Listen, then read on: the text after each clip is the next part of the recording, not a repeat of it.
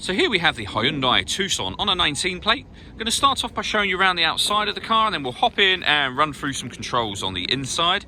But from the outside, you can see it's a 5-door car with alloy wheels and tinted windows. Let's start off inside the boot and then work our way around the rest of the car from there.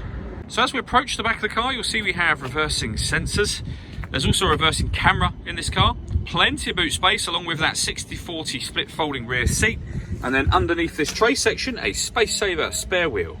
Okay, so we're just going to work our way back round to the front of the car, and then we'll hop in and run through some controls on the inside. But now that we've done a full circle of it, you can see it's in excellent condition the whole way round.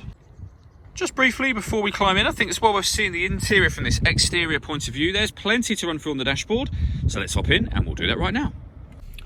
Okay, now that we're inside the car, we're going to start with the dials. On the left-hand side, we have the rev counter, and on the right-hand side, the speedometer and fuel gauge.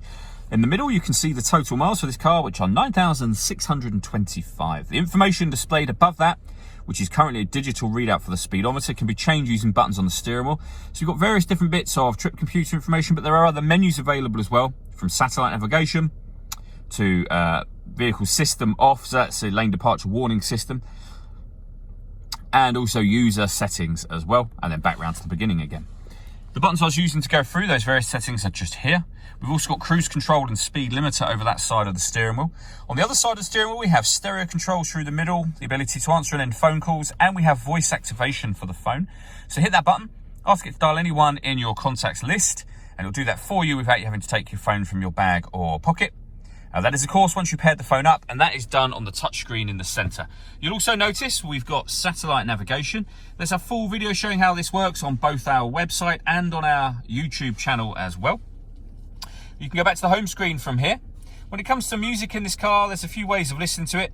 On the main menu, we have radio and media. Media is where you listen to your own music. It's grayed out at the moment because nothing is connected. You can insert an auxiliary device, a USB device. You can also use your Android or Apple phone for Android Auto or Apple CarPlay. And you can stream your music wirelessly via Bluetooth audio once you pair up your phone, of course, which is done by hitting that icon and following the instructions on screen. When it comes to the radio, we have DAB, FM and AM, as you can see.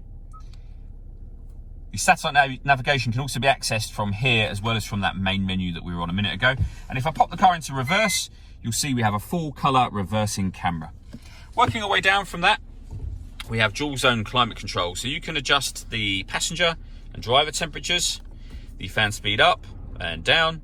You can determine where you'd like the air to be distributed, and then hit that button to turn the air conditioning on. It's on at the moment, so off, back on again. Or you can hit auto, and the car will now do all of the work in order that it maintains the temperature that you've asked for. And you can override that and put it back in a manual setting by readjusting the fans yourself.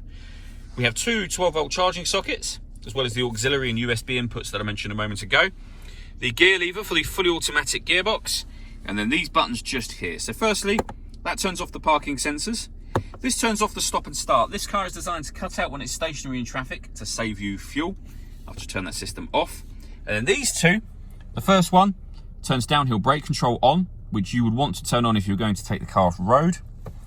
And then the other one will turn the steering mode into sport or normal. And you can see it's coming up with sport just inside that central section there. It'll also change the way in which the gears rev. So it'll rev higher in each gear in sport mode than it will in its normal mode.